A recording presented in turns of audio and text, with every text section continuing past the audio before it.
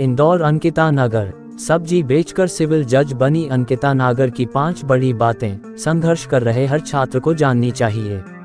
इंदौर के मूसाखेड़ी रोड पर लक्ष्मी और अशोक नागर सब्जी का ठेला लगाते हैं। दोनों पति पत्नी लंबे अरसे से इंदौर की गलियों में सब्जी बेचते हैं। इस काम में उनके बच्चे भी साथ देते थे।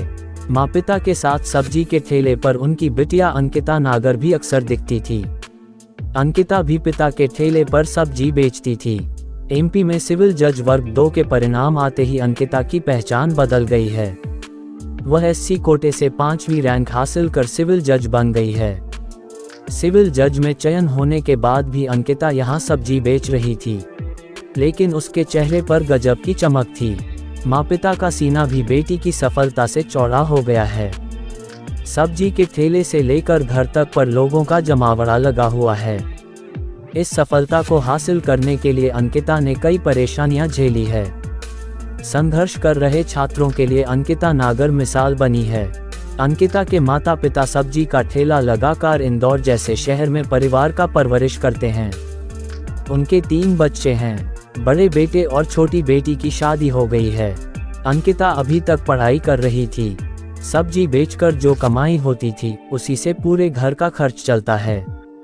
सिविल जज बनी अंकिता ने बताया कि एक समय में हमारे पास फॉर्म भरने के लिए 800 रुपये नहीं थे।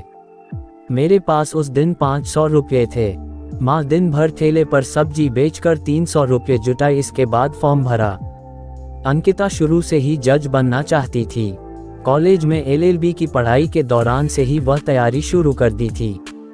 अंकिता के बड़े भाई और छोटी बहन की शादी हो गई है, मगर अपन सपने को पूरा करने के लिए सामाजिक बेड़ियों को तोड़कर अंकिता ने शादी नहीं की।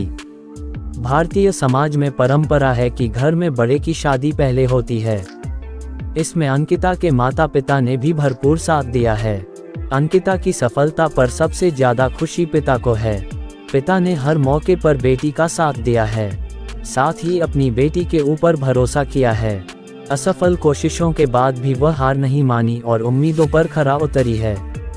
पिता अशोक नागर ने कहा कि मेरी बेटी उन लोगों के लिए मिसाल है जो संघर्ष को देखकर पीछे हट जाते हैं।